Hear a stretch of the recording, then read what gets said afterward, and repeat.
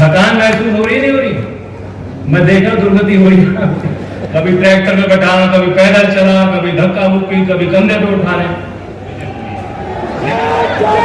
प्रदेश की विकास की नई संभावनाओं के रास्ते खोलने वाले हमारे प्रदेश के मुख्यमंत्री आदरणीय योगी आदित्यनाथ जी, बीजेपी और लोकदल के सभी वरिष्ठ नेतागण, सम्मानित मंच, सामने बैठे आए आगंतुक और मेरे अभिभावक, ये खास पल है, एक विशेष अवसर है।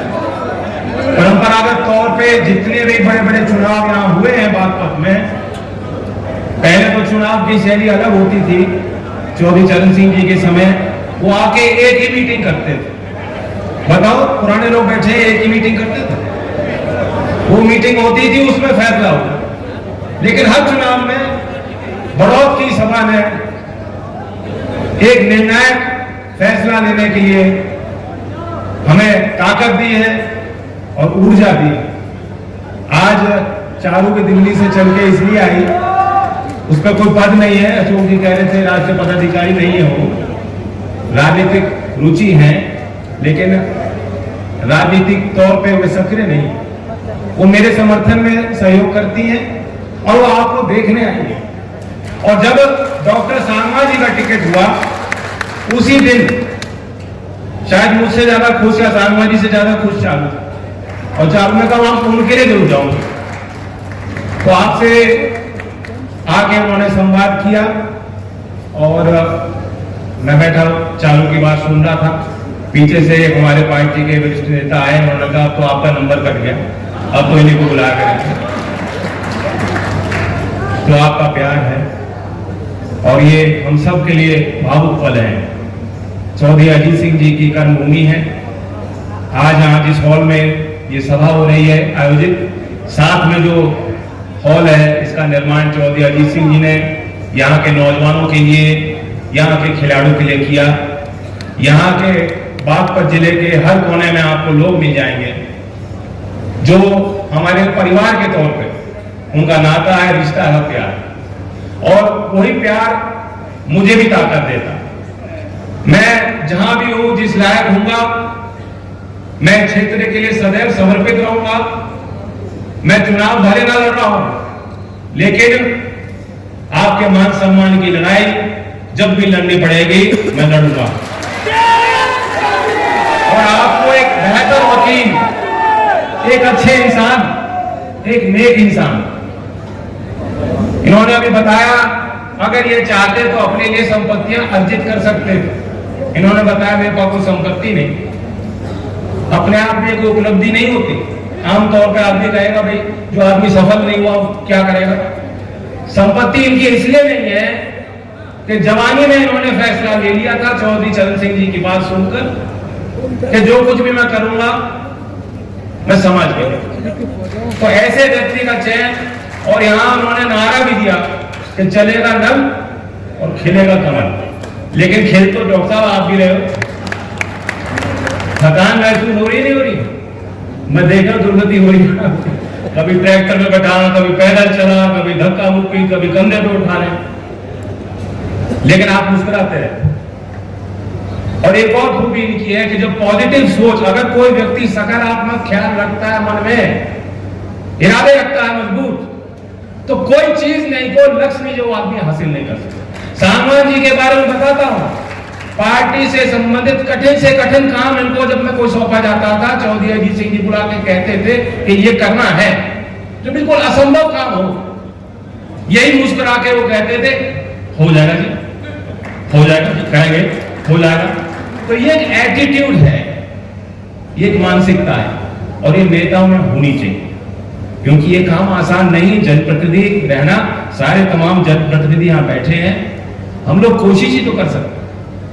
जनता के सारे काम होने संभव नहीं, लेकिन जनता ये चाहती है जो आदमी आता है अपने दुख को वो बताना चाहता है, पीड़ा बताना चाहता है, उस समाधान ढूंढना चाहता है, वो चाहता है मेरी सुनवाई हो। ये भी इनकी खूबी है, वे अपने विचार आप पे थोपेंगे नहीं, आपकी बात सुनने की क्षमता डॉक्टर साहब में है, वो धैर्य है। क्योंकि मैंने देखा है इनके पास 15 साल का लड़का हो, उसके साथ भी बैठ के उसको ऐसे ही उसका बर्ताव करेंगे जैसे वो मैच्योर एडल्ट है, उसकी बात को गंभीरता से लेंगे, और कोई बुजुर्ग हो तो उनका भी सम्मान उसी हिसाब से करें। तो ये इनके गुण हैं। यहाँ तो मुझे ज्यादा बताने की जरूरत नहीं, इस क्षेत्र के लोग इन्हें अच्छी तरह जान गए हैं। और ये महत्वपूर्ण पद है, बड़ी जिम्मेदारी, आपके आशीर्वाद से हम सब लोग चाहते हैं इनको मिले। लोकसभा के सदस्य बनेंगे, ये जो वोट आप देंगे ये मुझे तो ताकत देगी। ये जैसा चारू ने कहा, चौधरी चरण सिंह जी और चौधरी अजीत सिंह जी के सम्मान में भी वोट है, ये वोट श्री योगी आदित्यनाथ जी के लिए भी वोट है। और ये वोट देश के प्रधानमंत्री जो तीसरा कार्यकाल मांग रहे हैं, तीसरी बार ऐतिहासिक मैंडेट मांग रहे हैं देश के लोगों से, ये वोट उनके पक्ष में सीधा वोट जाएगा। तो इसका भी ख्याल आप रखना, क्योंकि बागपत वो क्षेत्र है जो एमपी नहीं बनाता, प्रधानमंत्री बनाता। बागपत का मतदाता प्रधानमंत्री बनाएगा। बागपत हम सीट जीतेंगे, एनडीए जीतेगी, तब 400 पार का नारा पूरा होगा और तब प्रधानमंत्री नरेंद्र मोदी जी शपथ लेंगे। योगी जी का बहुत बड़ा आशीर्वाद मिल रहा है। तीसरी बार हम लोग चुनावी मंच यहाँ बागपत क्षेत्र में साझा कर रहे हैं उनके साथ। और मैं जानता हूं, क्योंकि योगी जी का भी एक इंप्रेशन है लोगों पे, लोग सोचते हैं बहुत सख्त हैं, सख्ताई भी कर सकते हैं कर्मियों, लेकिन मैं जानता हूं कि मेरे लिए ये नर्म रहेंगे और बागपत वासियों के लिए नर्म रहेंगे। बागपत का कोई आदमी चला जाएगा, अपनी बात रखेगा तो पूरी सुनवाई होगी और पूरे काम होंगे, क्योंकि आचार संहिता लग रही है, इससे ज्यादा मैं कुछ कह नहीं सकता। और मैं जानता हूं बागपत वाले वैसे भी होशियार है, अपने काम कराने में अव्वल नंबर 1, पीछे नहीं किसी में, मेरी भी जरूरत नहीं पड़ेगी, सीधा ही काम हो जाएंगे आप। तो आपके चेहरे पे रौनक बनी रहे। और मैं गंभीरता की बात आपको करना चाहता हूं, मैं कोई भाषण नहीं दे रहा। आज आकर्षण के केंद्र बिंदु योगी जी हैं, उनको भी सुनूंगा। सीधी मेरी आपसे अपील है, क्योंकि हमने पहले चरण को देखा है, आपने भी महसूस किया हो मतदान करना कितना महत्वपूर्ण है। जो गति बनी है देश की, वो गति ना टूट पाए। और हमारा मुकाबला भी आप देखेंगे किनसे है। मुकाबला तो दो में ही है, एक इंडिया है, एक एनडीए। इंडिया नाम तो अच्छा है, काम कुछ नहीं। जैसे केले के ऊपर बंदर लड़े, उसी ढाल लड़ेंगे बाद में आपस में। अभी लड़िए, प्रधानमंत्री का कोई दावेदार नहीं। हमारे पास तो एक अच्छा चेहरा है जिसके काम को लोगों ने देख लिया, पहचान लिया। इनके पास कौन प्रत्याशी मैं नहीं जानता। योगी जी आप जानते हो कौन है? इंडिया का प्रत्याशी कौन है? प्रधानमंत्री नहीं जानते, योगी जी भी नहीं जानते, कोई नहीं जानता। तो बाद में लड़ेंगे, अभी लड़ रहे हैं और कोई एजेंडा नहीं है।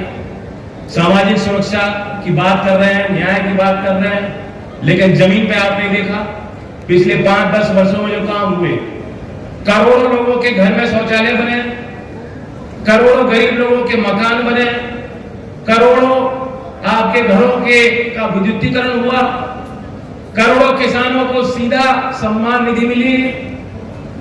और मान सम्मान की बात जो है, देश की आदमी को, देश के गरीब व्यक्ति को कभी झुकना ना पड़े, उसके मान सम्मान का ख्याल भी सरकार रखती है। तो दूसरी तरफ जो नेता वो कह रहे हैं मुझे मौका दे दो, टकाटक झटाझट गरीबी खत्म करो। कोई फॉर्मूला नहीं है, कोई नीति नहीं है। अमीर और गरीब के बीच में जो अंतर है ये कम होना चाहिए। ये विकसित भारत के सपने का हिस्सा है। विकसित भारत अगर हमें लक्ष्य पूरा करना है तो महत्वपूर्ण कड़ी है। लेकिन चौधरी चरण सिंह जी ने रास्ता दिखाया।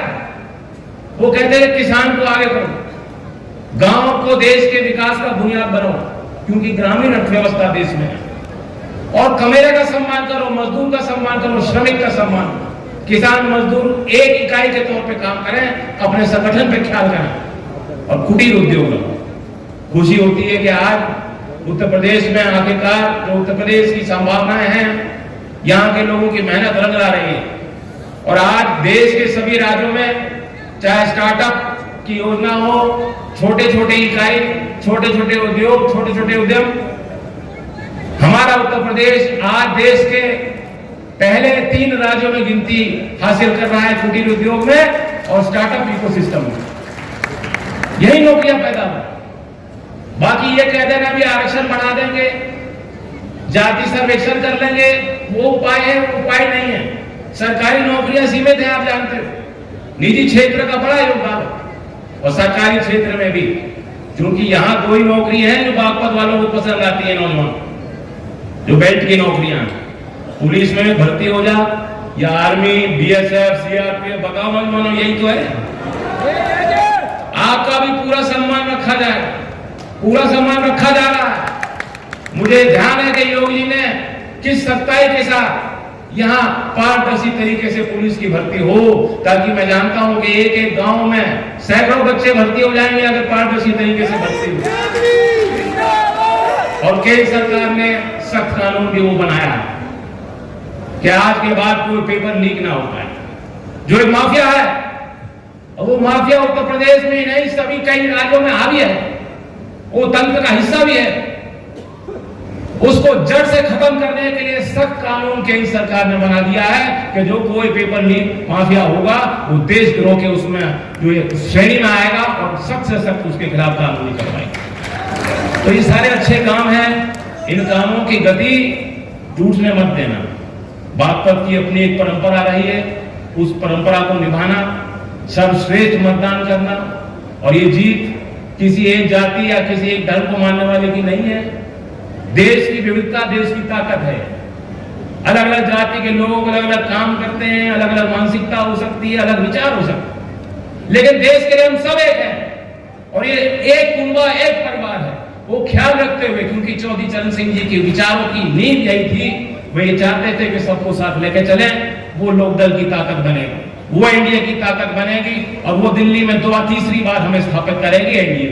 तो इसलिए बागपत के लोग और खास तौर से बीजेपी के कार्यकर्ताओं का बहुत बड़ा योगदान है। मैं मंच के माध्यम से धन्यवाद देता हूँ। यहाँ पदाधिकारी भी लग रहे हैं, विधायक भी लग रहे हैं, दूर से नेता आके यहाँ बारीकियों पे नजर कर रहे हैं, एक एक पन्ने पे विचार हो रहा है। आखिरकार काम आपको करना पड़ेगा जो बैठे हैं सामने, ये काम आपके हाथ में होगा। तो ऐसा बटन दबाना कि खिल जाए नल, चल जाए नल और खिल जाए कमल। अब की बार धन्यवाद। जय